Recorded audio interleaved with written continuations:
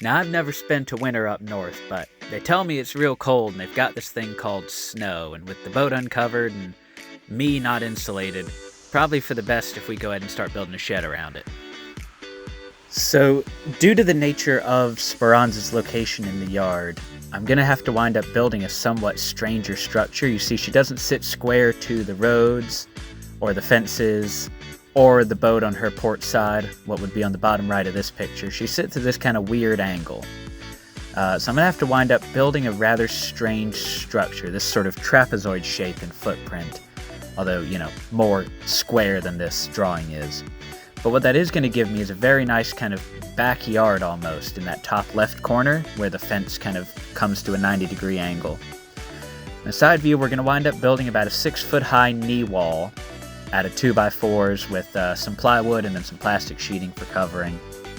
That knee wall is going to give us a little bit of extra elevation and room to kind of keep everything up out of the mud. On top of it, this is fully a rip-off of a Stimson bow shed. We just take furring strips, bend them to an arch shape, and attach to that ridge beam like that. The front view, of course, the knee wall, about 6 feet high or so, and then about 10-foot or 12-foot furring strips to give us an overall height of in the 14 to 16-foot neighborhood. Got that kind of Gothic arch shape to it. Sheds the weather pretty well. Put a nice little door in the front, the doorknob, maybe a chimney and some smoke out the side, and maybe 2 absolutely gigantic 9-foot tall people who will help me build this thing maybe.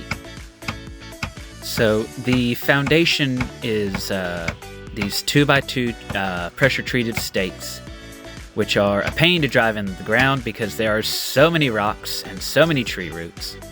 But they're driven into the ground, and then along them level are screwed 2x4s, to which then are screwed the vertical uprights for the wall, what we call the studs if this was built anywhere near to code, and then a header will be placed over top, and that will actually support the arches.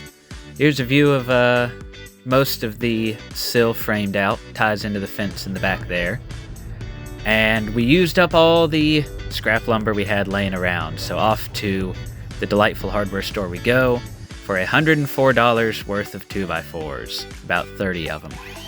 And just cut, screw, cut, screw, cut, screw, leveling the whole while, an endless nightmare of attachment and cutting and unattachment to cut and reattachment and checking level and driving stakes and adding wedges, and it's all fun. We're having fun. We love boats. We love working on... Anyways, we'll finish building out this knee wall. We'll start building the arches, which are made out of furring strips, double layered so that they hold the angle when you screw them together, and get some... we use boat heat shrink. The big white sheets will just roll over top of that. You fasten it down with other furring strips, pull it tight, screw it into the base, and that's it. We made some good progress. That front wall was about a half a day, and all the rest of this wall, all the new stuff you can see, was about another half a day after we got back with the material. So, just keep plugging away at it. Wind up with a nice shed tied into the fence in the back there. Pay no attention to the bits of the fence that have fallen over. That is not my problem. It is not my fence. But we'll get some plywood on it, start getting the arches up, and hopefully soon the boat no longer looks like it's in jail, but we have an actual shed.